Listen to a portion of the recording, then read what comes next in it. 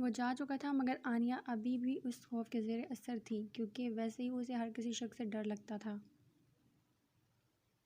और ज़िंदगी में पहली दफ़ा कोई गैर मर्द उसके इतना करीब हुआ। कुछ देर तक बिल्कुल साकत रहने के बाद वो होश में वापस आई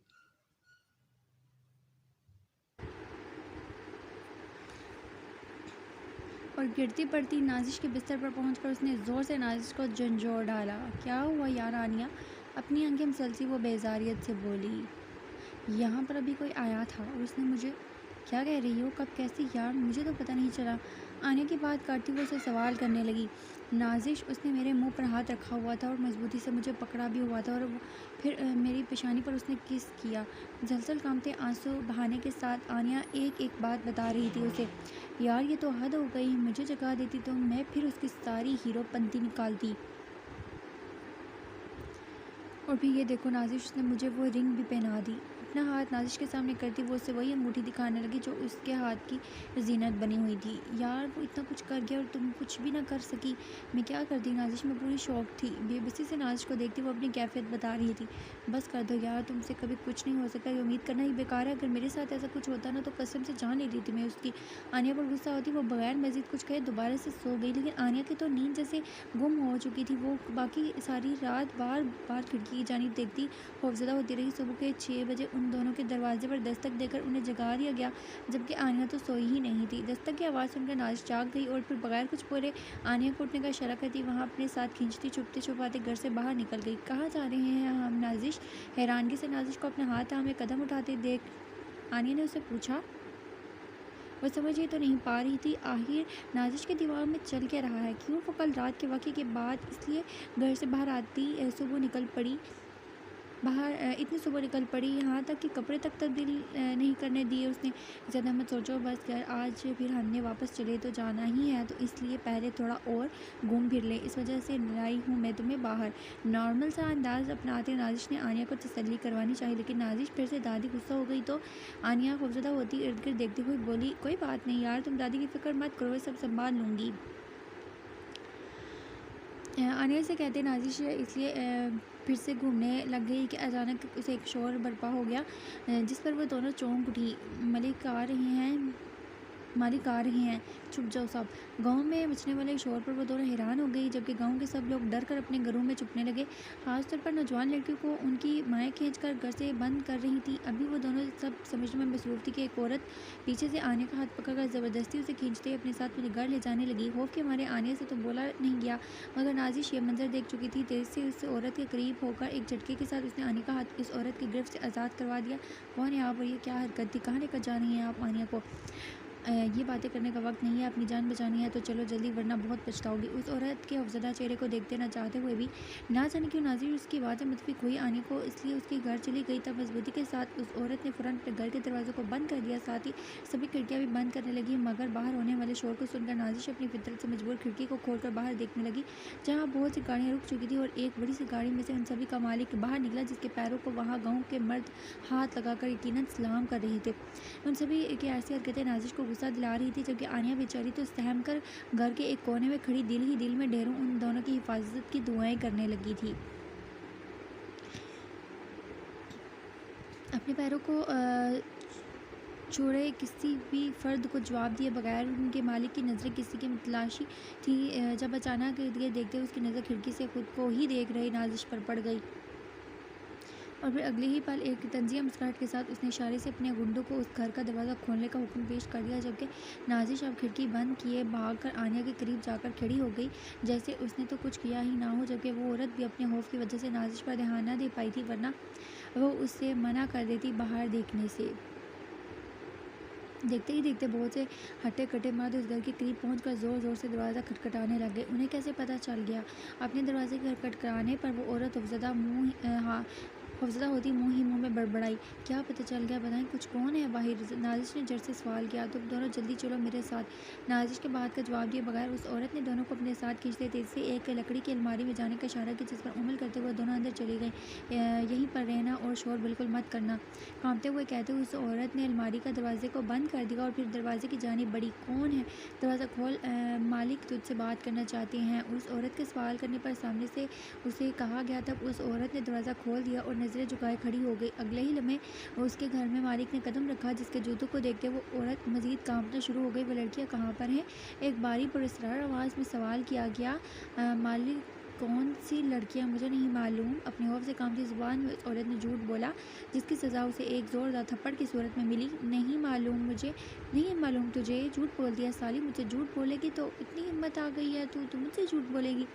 मुसलसल उस औरत को मारते पीटते मालिक ऊंची आवाज़ में दौड़ा। वहीं नाजिश उस औरत के चीखने की आवाज़ मजीद न सुन पाई और खुद बेहतियार होकर अलमारी का दरवाज़ा खोल दिया। तुम यहीं रुको आनिया, मैं अभी उन जानों को सबक सिखा के आती हूँ। समझते क्या है खुद को? नाजिश प्लीज़ मत जाओ, तुमने सुना नहीं? वो हमें ही ढूंढ रहे हैं। नाजिश का हाथ हम पर आनिया उसे रोक रही थी। तो क्या यार, हम क्या कोई चोर है जो छुपते फिरेंगे? हम क्यों डरें उनसे? अच्छा आनिया, तुम ऐसे करो, इस खिड़की से बाहर निकलो, मैं अभी तुम्हारे पास आती हूँ, फिर हम भाग जाएंगे यहाँ से। आनिया को हुक्म देते नाजिश ज़बरदस्ती आने के पकड़ से अपना हाथ निकालती बाहर उस औरत के पास चली गई, जो अब ज़मीन पर गिरी हुई थी, जबकि ख़ून उसके जख्मों से रस रहा था, जो यकीनन उसे मारपीट की वजह से हुए थे। ओह हेलो मिस्टर जाहल, कौन हो तुम? और समझते क्या हो खुद को? छोड़ो इन्हें। अपने पीछे से किसी की आवाज़ सुनकर मालिक ने पलट कर नाजिश को देखा और फिर होनहार नज़रों से उसे देखते हल्का सा झुककर उस औरत को बालों से पकड़कर खड़ा करते हुए एक झटका दिया, जिससे वो औरत दर्द से बिलबिला उठी।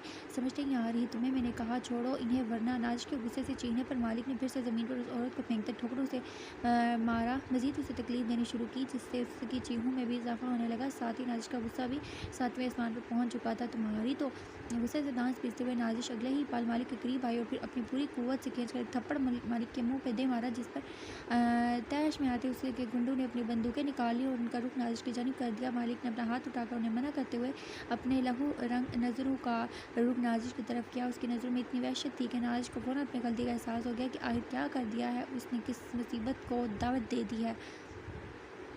तूने मुझे मारा, मुझे इस गांव के मालिक पर हाथ उठाया।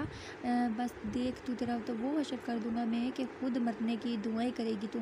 उस मालिक के गुस्से में दी गई धमकी पर नाजिश को एहसास हुआ वो क्या कर चुकी है। तुम्हें जल्दी से भाग कर वो उस कमरे में गई जहाँ वो अलमारी थी और फिर दरवाज़ा लॉक करके तेज़ी से खिड़की फांग कर बाहर निकलने के बाद वो अपना इंतज़ार कर रही आनिया के पास पहुँची। जल्दी भागो यार। आनिया का हाथ पकड़कर नाजिश ने फुल स्पीड में दौड़ लगाई।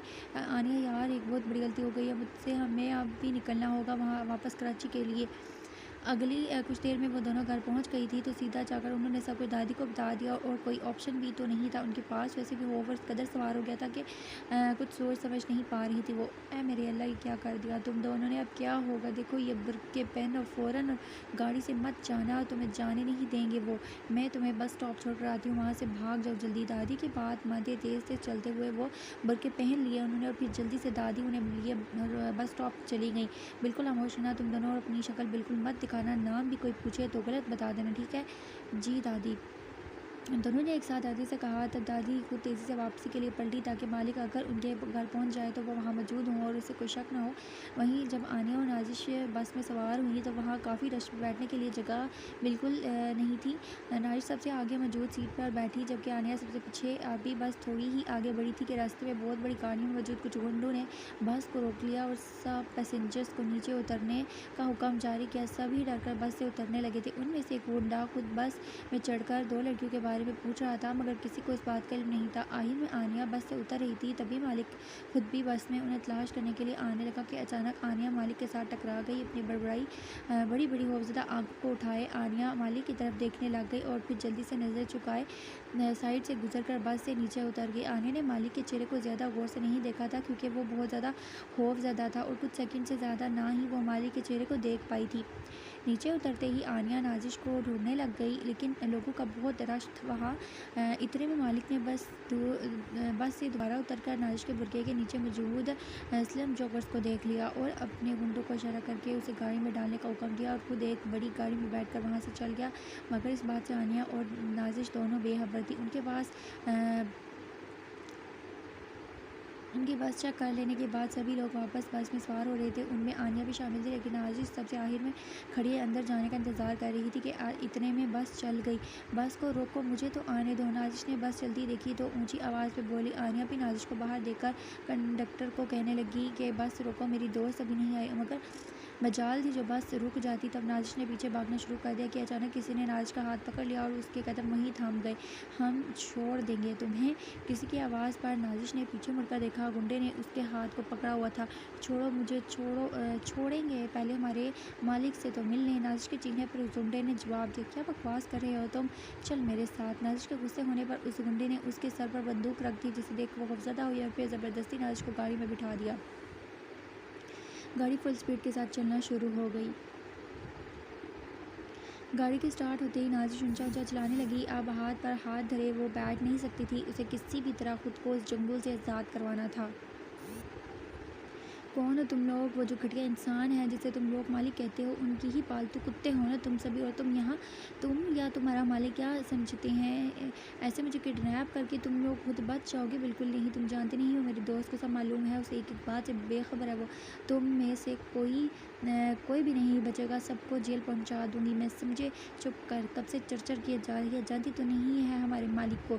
जिस पुलिस की तुम हमें धमकी दे रही है, वही पुलिस वाले मरते हैं कि कब मालिक से उनसे बात होगी। और चुपचाप बैठ जा, तो इसी में तेरी भलाई है। नाजिश के गुस्से के साथ धमकियों का भी मजाक उड़ाते वो उल्टा उससे मालिक की हैसियत से आगाह करने लगा। होगा तुम्हारा मालिक जो भी, मुझे इस बात की कोई परवाह नहीं। मैं तुमसे डरती हूँ नहीं। बचाओ बचाओ, मदद करूँगी जो मैं। गाड़ी का दरवाज़ा पीटते नाजिश ज़ोर ज़ोर से चीखने लगी, जिस पर अगले ही पाल खींचकर एक ज़ोरदार थप्पड़ गुंडे ने नाजिश को मारा। इतना ज़ोर था कि कुछ देर के लिए नाजिश गुमसुम हो गई। इतने में गाड़ी को एक बड़े फार्म हाउस टाइप जगह में दाखिल किया और बाकी गाड़ियों के पास ये गाड़ी भी ले जाकर रोक दी गई। और फिर खुद गाड़ी से बाहर निकलकर वो गुंडे नाजिश को बाहर आने का हुक्म देने लगे। वहीं वो गाड़ी से बाहर आने को तैयार नहीं थी। मैं नहीं आऊँगी, मुझे जाने दो प्लीज़। देखो मैं सॉरी कर देती हूँ तुम सभी को, आई नो गलती हुई है मुझसे। वो थप्पड़ मार दिया मैंने तुम्हारे मालिक को, तो ठीक है ना, मुझे मार दें तुम्हारे मालिक, थप्पड़ मुझे मार दे, साथ वो सॉरी कर दूँगी उन्हें भी। नाजिश ने अपनी तरफ से उन सभी को समझाना चाहा। वहीं सब इस बात पर कह के लगाते हुए हंसने लगे। क्या पागल हो तुम सब, हंस क्यों रहे हो? अरे कुछ नहीं छोरी, चल मेरे साथ। वो गुंडा जिसने नाजिश को थप्पड़ मारा था वो उससे कहता अपना हाथ आगे बढ़ाए उसे गाड़ी से बाहर आने का कहने लगा। मैं नहीं जाऊँगी। अरे सॉरी कर ले हमारे मालिक को, फिर चली जाना पक्का ना? हाँ हाँ चल ओके। नज़र से देखती छोटे छोटे कदम उठाकर उसके पीछे जाने लगी। पूरे फार्म हाउस में बहुत से लंबे ऊंचे गुंडे खड़े थे जो उस वक्त नाजिश को होश भरी नज़र से घूरने में मसरूफ़ थे और साथ जहरीले लब हंस भी रहे थे। यूं ही चलते चलते वो गुंडा नाजिश को एक कमरे के बाहर लाकर रुक गया और पलट कर नाजिश को देखने लगा। जा अंदर, वो खुद बाहर नहीं आ सकते क्या? मतलब सॉरी ही तो करनी है तो मैं यहीं पर कर दूँगी। खौफजदा से लहजे में नाजिश ने अपना इतना ही कहा कि उस गुंडे ने नाजिश को बल से खींचकर कमरे के अंदर धक्का देकर खुद बाहर से दरवाज़ा लॉक कर दिया। खोलो खोलो दरवाज़ा प्लीज़। बमुश्किल खुद को गिरने से बचाकर नाजिश दोबारा दरवाजे के करीब होती दोनों हाथों से उसे पीटने लगी। पूरे कमरे में गुप अंधेरा था, जबकि सामने सोफे पर कोई टांग पे टांग रखे बैठा बार बार अपने हाथ में मौजूद लाठी को जला बुझा रहा था।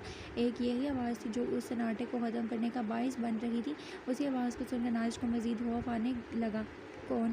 पलट कर अंधेरे में देखने की कोशिश करती वह सवाल करने लगी। खौफ के मारे उसकी ज़ुबान भी उसका साथ देने से मना कर रही थी, इसलिए उसके मुंह से अल्फाज टूट फूट कर अदा हो रहे थे। कहाँ पर है वो?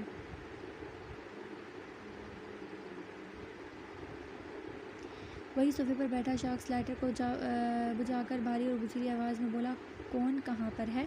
नाजिश ने कांपती आवाज़ में सामने देखते हुए सवाल किया। तेरे साथ वाली लड़की कहाँ पर है? बोलने के साथ वो शख्स वहाँ से उठा और भारी कदमों के साथ उसके करीब आने लगा, जिनकी आवाज़ खौफ से उसकी जान लेने का बाइस बन रही थी। देखिए सर, आप जो कोई भी हैं, आई एम रियली सॉरी कि वो थप्पड़ मैंने आपको मारा था, जिसके लिए मैं बहुत शर्मिंदा हूँ। लेकिन अपने करीब उस शख्स को आते देख नाजिश ने तेज़ी से बोलना शुरू कर दिया ताकि वो उस शख्स उससे वहाँ से जाने दे। क्या नाम है उसका और कहाँ रहती है वो? नाजिश की बात को नज़रअंदाज करते फिर से उस शख्स ने अपने मतलब की बात पूछी। सर आपको उससे क्या हुआ? जहाँ भी रहती हो मैं आपसे माफ़ी मांग रही हूँ ना, उसकी कोई गलती नहीं है उसमें। आनिया के मतलब उस शख्स का मालूमात हासिल करना नाजिश को बहुत नागवार गुजरा, तभी उसका लहजा थोड़ा सख्ती था। मैंने कहा बता कहाँ रहती है वो? उसके करीब आकर वो शख्स ज़ोर से ठाड़ा था, जिस वजह से नाजिश खौफ से उछल पड़ी, मगर कुछ बोली नहीं। मैंने भी बता दिया है आपको कि इस मामले में उसकी कोई गलती नहीं है, और हाँ सॉरी कर दिया है मैंने। आपको माफ़ करना या ना करना आपकी मर्ज़ी। अब मैं जा रही हूँ। अपनी बात कहते हुए दरवाजे के करीब जाने लगी, जब अचानक उस शख्स ने उसे बालू से दबोच लिया।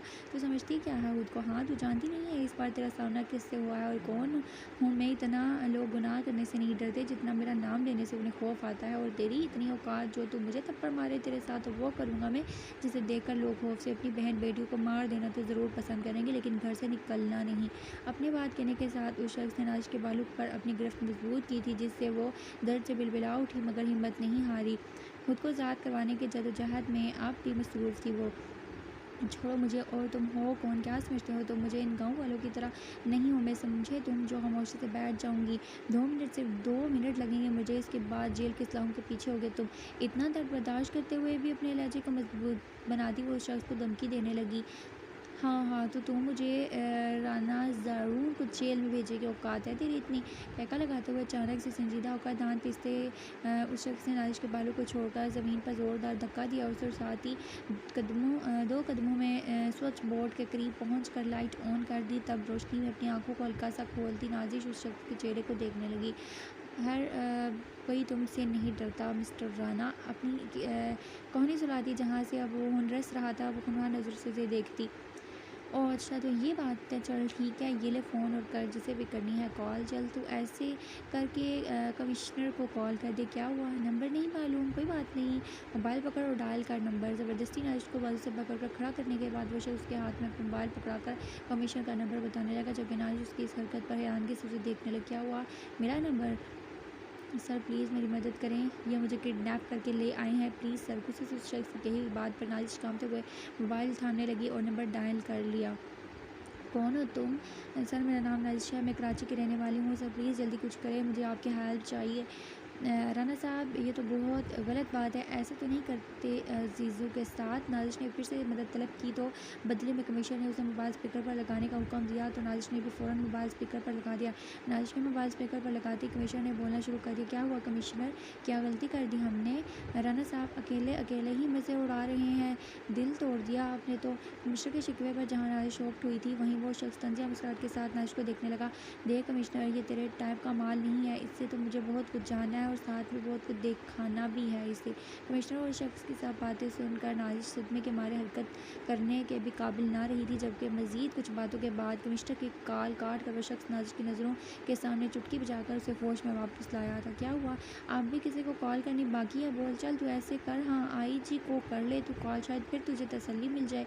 कांपते हाथों से मोबाइल नीचे गिरा दिया और खुद हाथ जोड़कर नज़रें झुका गई। सॉरी, माफ़ कर दी मुझे, प्लीज़, बहुत बड़ी गलती हो गई है मुझसे, मुझे ये सब नहीं देखना। पहले तो मुझे आनिया के बारे में एक एक बात बता, सब जानना है मुझे। सर प्लीज़ उसे छोड़ दे, वो बहुत मासूम है, उसने कोई गलती नहीं की। मिनट से पहले मुझे आनिया के बारे में एक एक बात बता, वरना। सर क्यों, क्या चाहिए आपको उससे? कहा ना अभी इसमें उसकी कोई गलती नहीं है। ज़ोरदार थप्पड़ मारते हुए नाजिश उस थप्पड़ को सहते ज़मीन पर गिर गई, मगर उस शख्स के मोबाइल को चुपके से उठा चुकी थी वो। बक रही है या फिर मैं अपने गुंडू को बुलाऊं जो तेरे लिए पागल हुए फिर रहे हैं? मेरे एक इशारे पर सबके सब टूट पड़ेंगे तुझ पर। प्लीज़ मुझे जाने दो। देखें आपके आगे मैंने हाथ भी जोड़ लिए हैं, प्लीज़ मुझे माफ़ कर दें। आपकी मर्तबा नाजिश फिर से खड़ी होकर फूट फूट कर बेबसी से रो पड़ी। क्या हुआ, कहाँ गई तेरी वो अकड़? तुझे समझ नहीं आ रही क्या कह रहा हूँ मैं? बोल, कहाँ रहती है आनिया, क्या करती है वो? कराची में रहती है वो, ख़वातीन यूनिवर्सिटी में पढ़ते हैं हम, और आनिया के बाबा ही हैं, सिर्फ वो भी उससे नफ़रत करते हैं। और उस शख्स के फिर से धाड़ने पर डर कर नाजिश उसे आनिया के मुतालिक एक एक बात से आगाह करने लगी। उसने बोले के साथ आहिस्ता से अपनी कमर के पीछे छुपाए हुए मोबाइल से आनिया का नंबर डायल करके उसे कॉल कर दी। वहीं दूसरी जाने परेशान से आनिया ने कोई अनजान नंबर देखा तो ना जाने क्या सोचकर कॉल अटेंड कर ली। तब से नाजिश के रोने की आवाज़ सुनाई दी, साथ ही वो कुछ बोल रही थी जिसे गौर से सुनने की कोशिश करने लगी। प्लीज़ मुझे जाने दे, प्लीज़, मैं तेरी बकवास सुनने के मूड में नहीं, और बता मुझे आनिया के बारे में। किस शख्स के मुंह से अपना नाम सुनकर एक पल के लिए वो खौफज़दा हो गई, मगर फिर हिम्मत करते वो नाजिश को ऊंची आवाज़ में पुकारने लगी। नाजिश, कहाँ पर हो तुम और कौन है तुम्हारे पास? आने की आवाज़ को शायद वो सुन नहीं पाई, मगर फिर भी वो जानबूझकर बोलना शुरू हो गई। ये तो बता दे मुझे कि किस जगह पर हूँ मैं, और क्या आप मुझे मार देंगे? नाजिश के पूछे गए सवाल पर वो शख्स कहका लगाए हंसने लगा, जो कि आनिया को भी साफ सुनाई दिया। तुम भी ना यार, मौत की सज़ा तो बहुत आसान होती है, तुझ जैसों के साथ तो उससे भी बुरा करते हैं हम। पहले बस ये बता कि आनिया का कोई चक्कर या फिर मंगनी तो नहीं हुई है? चल खैर, अगर हुई भी होगी तो कोई बात नहीं, क्योंकि आप उस पर मेरी नज़र पड़ चुकी है, और जिस चीज़ पर मेरी नज़र पड़ जाए वह सिर्फ मेरी हो जाती है, और मेरी चीज़ पर मैं किसी की नज़र पड़ना बर्दाश्त नहीं कर सकता। आने ये सब सुनकर बिल्कुल शॉक्ड हो गई थी। उसे यकीन ही तो नहीं आ रहा था कि नाज़िश उसकी वजह से ये सज़ा भुगत रही है। मेरी वजह से नाज़िश को पकड़ लिया गया। कौन है ये? भाई प्लीज़ जल्दी से चलाएं, मुझे पुलिस स्टेशन जाना है, प्लीज़ जल्दी। बस ड्राइवर से कांपती हुई कहती वो दिल ही दिल में नाज़िश के लिए दुआ गो थी। चल बहुत हो गया। और ये क्या? नाज़िश से कहते अचानक उस शख्स की नज़र अपने बाल पर पड़ी जो कि नाज़िश अपने हाथ में लिया आने को कॉल करके छुपाने की कोशिश में मसरूफ़ थी, मगर वो उस शख्स की नज़रों से बच ना सका। लेकिन नाज़िश ने खौफज़दा होते हुए फ़ौरन कॉल डिस्कनेक्ट कर दी। किसे कॉल की हुई थी तूने? मज़ीद एक ज़ोरदार थप्पड़ नाज़िश के रिसीव करता हुआ चीख पड़ा। वक्त भी किसे कॉल की थी तूने? वो मैंने उस शख्स के अंदाज़ पर डरते नाज़िश ने बोलना चाहा, मगर फिर आनिया को सोचकर खामोश हो गई, जबकि वो उस शख्स भला कैसे जाने बगैर रह पाता। बोल। अपने दूसरे हाथ से नाज़िश के बालों को जकड़ते हुए धाड़ा तो एक चीख के साथ रोते हुए किसी तोते की तरह नाज़िश ने बोलना शुरू कर दिया। वो आनिया को कॉल की थी। क्या आनिया की कॉल थी? नाज़िश की मुंह से आनिया का नाम सुनते ही वो शख्स ने खुश होते हुए फ़ौरन नाज़िश को उस अज़ियत से निजात देकर खुद उसके हाथ से मोबाइल छीनते हुए जल्दी से दोबारा आनिया को कॉल कर दी। दूसरी सिम जब आनिया कॉल पिक करने लगी तो एक औरत के साथ टकराने से उसका मोबाइल नीचे गिर गया और टूट गया। क्या हुआ यार? आनिया फ़ोन क्यों नहीं उठा रही? पता नहीं, शायद बैटरी लो हो गई होगी। यार ये तूने बड़ी अच्छी हरकत की है। तेरे लिए मेरी नफ़रत थोड़ी कम कर दी तूने। तो सर प्लीज़ मुझे जाने दें अब। नाज़िश की कही गई बात सुनते ही वो शख्स बिल्कुल खामोश हो गया और फिर 2 कदम उठाता उसके करीब चला आया, जिससे नाज़िश मज़ीद डर गई और आंखों को मजबूती से मींच लिया। छोड़ दो छोड़ देता हूँ तुझे, लेकिन क्या करूँ? तेरी वजह से ही तो मेरी जान मुझसे दूर हो गई, वरना आज अपनी जान को लेकर चले जाना था मैंने। इस वक्त तो वो दुल्हन बनकर सज संवर कर मेरे इंतज़ार में बैठी होती और मैंने इस वक्त प्यार मोहब्बत की बातें करनी होती उससे, अपनी मोहब्बत की दीवानी, उसका जुनून ज़ाहिर करना था, मगर तेरी इस वजह से सब धरा का धरा रह गया। सुहाग रात तो मैं फिर भी मनाऊँगा, हाल आनिया नहीं तो क्या हुआ? तू सही, तुझसे भी तो आने की खुशबू आ रही होगी ना। हाथ से छुआ होगा ना तूने उसे। पागलों की तरह नाज़िश का हाथ पकड़ा और उसे अपने नाक के पास लिए आंखें मूंदे सूंघने लगा।